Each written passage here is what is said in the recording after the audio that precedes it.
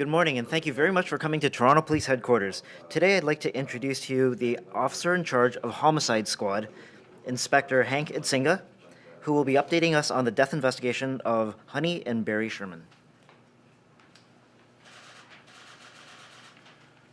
Thank you, Victor.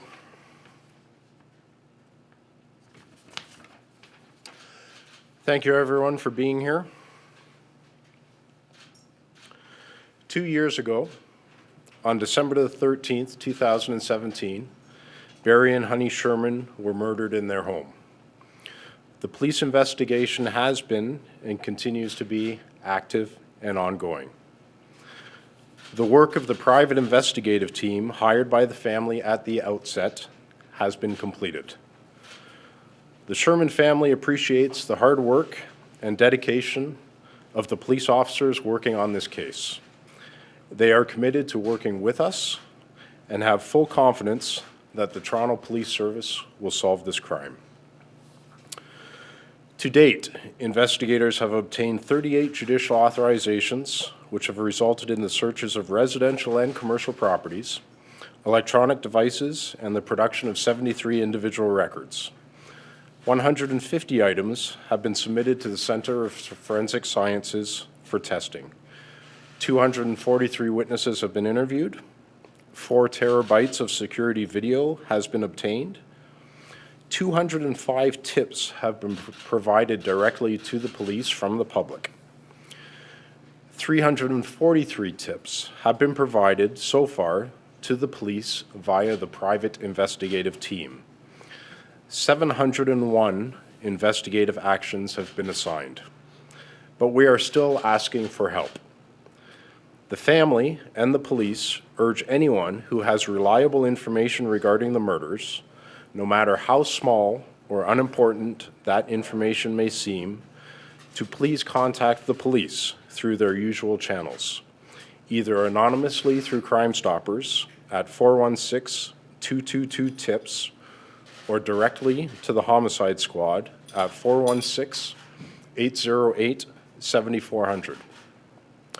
We have also set up a direct email address for this case, and tips can be provided via shermantips@torontopolice.on.ca.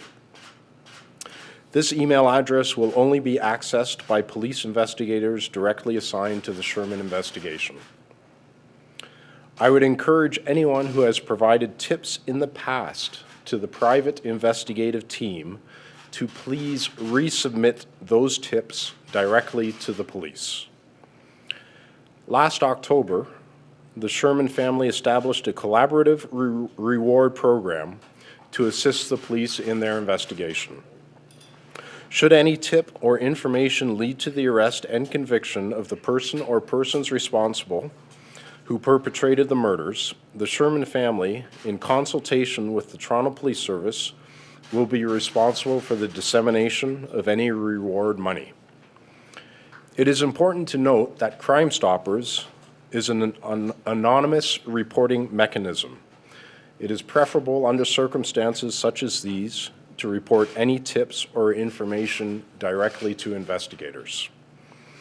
The Sherman family would also like to thank the public and the media for their continuing support during this difficult time. They request that their privacy be respected. Accordingly, they will not be answering any questions at this time. I would like to thank the Sherman family for their continued support and patience during this very lengthy investigation. Solving this case has always been the priority and responsibility of the Toronto Police Service, and our thoughts are always with the victims and their loved ones.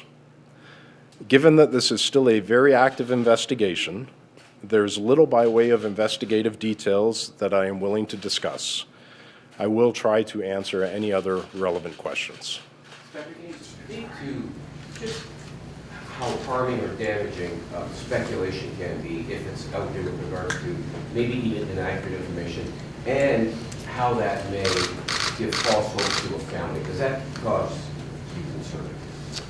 It does absolutely cause me concern. As you well know, Steve, we don't operate on speculation or theories. We operate on evidence.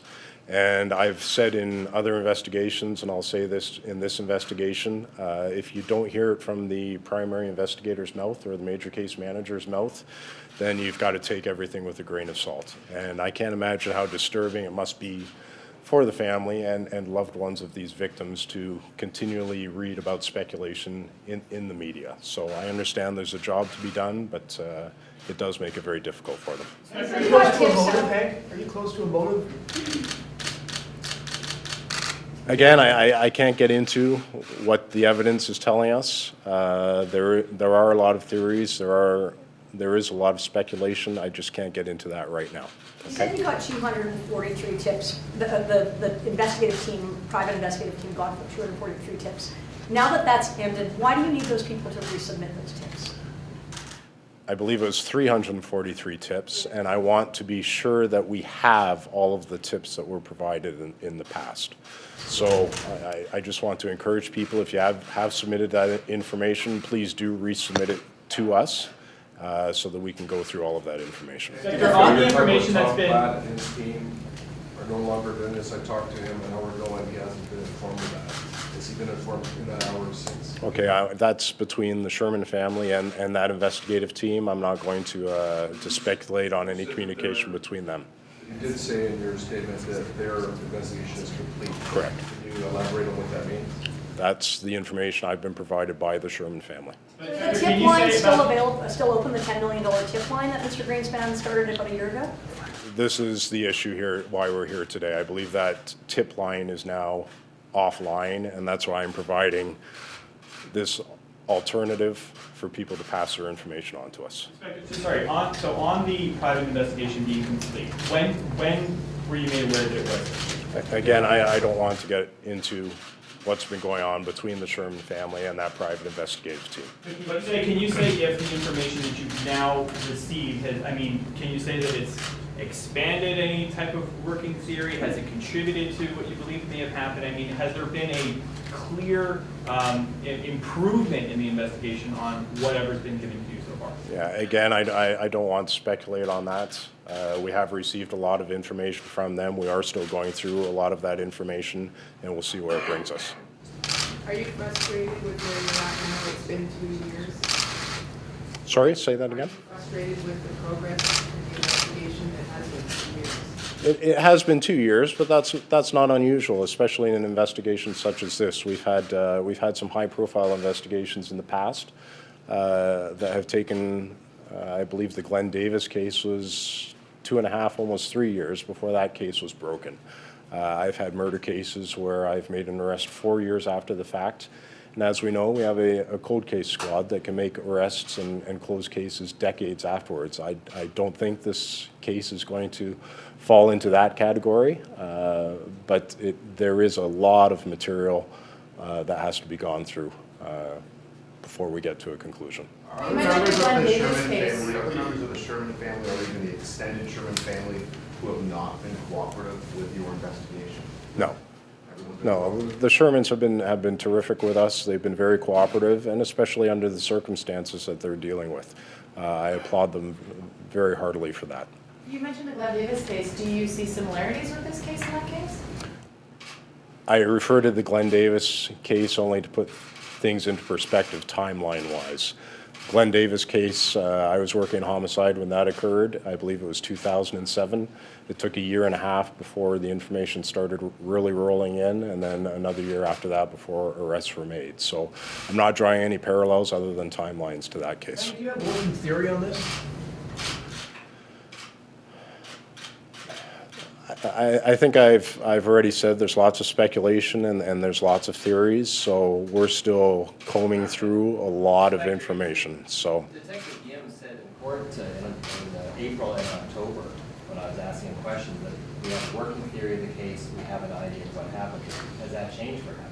well, again, it refers to what you're discussing as what happened in the case. That can go in a million different directions. Okay. Inspector Lee, I was said the other day that there's a lot of interest in this case because it's a whodunit. But there are many whodunits out there. So can you just reassure all those other families who've got lost loved ones where the murders are still outstanding? They're all who done it, and you've got an interest in all those cases and not just this case. Yeah, and you and I have talked about it before, Steve. I'm very loath to call a case a cold case, or I definitely won't say a case is ever closed, even after conviction and upon appeal. Cases are always open. We're always open to new information coming in to help with those cases. And unsolved cases are still always actively being worked on. We're still always actively looking for more information. Inspector, can you give us an idea how many officers people? continue to work on the case actively? Well, that's a tough question to answer. It really is. Depending on what information comes in and what evidence comes in, if we have to expand and involve other officers from other units, from other services, that's exactly what we do. So it's a changing number, literally day by day. The $10 million tip, a tip line, reward that was offered by Greenspan. So there's no longer a $10 million reward being offered, is that correct? No, the family is still offering. The family was behind that $10 million reward. The estate of the Shermans, that reward is still outstanding. And all we're doing now is moving the responsibility for collecting the information back to the police service where it should belong. And at the end of the day, it's still the Shermans' responsibility to decide what they want to do with that tip money. In your words, what would you say is the most, in your words, what would you say is the most challenging aspect of this investigation? What has held up solving this crime? The sheer volume of information is overwhelming. And trying to gather all of that information, we really, in a lot of murder investigations, we're the gatherers of the information, and then we have to go through it all and decipher it and see what's information versus evidence. And there's just a massive volume of information in relation to this case. U.S. investigators on this case? I'm not going to comment about that at all. Sorry. Do suspects or suspects? Again, I'm not going to comment about that at all. Sorry. Just a little bit about what it's been like working on a case like this while there's a private investigation going on simultaneously. It's a very unique situation. We've seen private investigators doing some overlapping work in cases in the past, but not a dedicated team like we dealt with in this case. And there's been some sharing of information, but at the end of the day, it's the Toronto Police Service that has to resolve this investigation and has to present this investigation and the evidence in court. So we'll take whatever information we can get to further that. How would you characterize it? Would you say it was a hit, the murder? I don't think I'd go down that road. Sorry. Can you talk about just how this changes things now for you in the work that you're doing going forward now that the private investigation is gone? Having the tips come directly to us and avoiding that any delay in receiving that information is going to be huge for us. So I anticipate the next several weeks are going to be very, very busy going through a lot of information.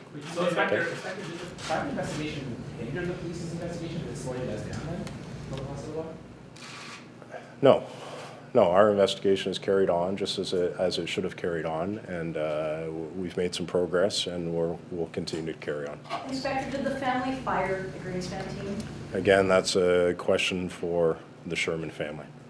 But just to go back on the issue about tips coming in, Inspector, obviously tips are going to be able to flow directly to you as opposed to going through the private investigators. Can you elaborate a little bit more on just how much of that occurred? How much of a hindrance was it, if at all, about certain tips perhaps going to the private investigators as opposed to directly to you? Can you elaborate on that, please? Well, we've always said that the tips should be coming to us, and there's been some overlap between the tips we've received and the tips the private investigative team received, and we'd like those tips directly to us and avoid those time delays and avoid that any potential editing of the tips or continuity of the information. So I think this will be a great help to us, and I wouldn't characterize them going to the private investigative team as a hindrance, but this is certainly more beneficial for our purposes. You said one of the big challenges in this case was just the sheer volume of information, but obviously you're asking for more information. So is it that you've been getting the wrong information? Like, We've been getting a lot of great information from a lot of different sources. And like I said, I anticipate we're going to be getting a lot more information, but that's what we're here to do. We're here to intake that information and work with it and decipher it and follow up with that information. So.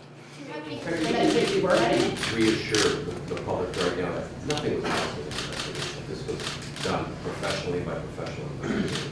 You didn't miss, as far as you know, there's nothing missed in this case. As you know, no investigation is perfect. I'll never make that claim, but I will say that the homicide squad from the Toronto Police Service were present at the scene the night that the victims were found and have been working on it diligently ever since. So. the family had been critical initially after the death, saying that they believe police had missed some things. It seemed there was some strained relationship there. Can you talk about the relationship that police have now with the Sherman family? We're in daily communication with members of the Sherman family and have a very good relationship with them right now. One more question? Can I just ask you to clarify what you said about the hit question? Detective Gomes did say it was a targeted murder instead of murders in their opinion. Are you still of that view? I would call it a targeted murder, yes, definitely. Okay, thank you.